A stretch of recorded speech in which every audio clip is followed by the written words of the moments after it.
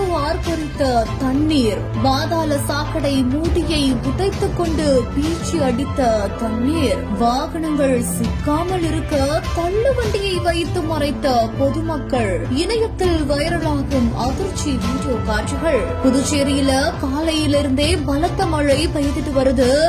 இதனால சாலையில மழை நீர் பெருக்கெடுத்து ஓடிட்டு வருது. இந்த நிலையில தான் புதுச்சேரி லாஸ்பேட்டை ரோட்ல இருக்கிற பாதாள சாக்கடையோட மூடி உடைந்து அதுல இருந்து தண்ணீர் அடிச்சுக்கிட்டு வெளியில வரதுனால வாகன ஓட்டிகள் சிரமம் அடைந்திருக்காங்க.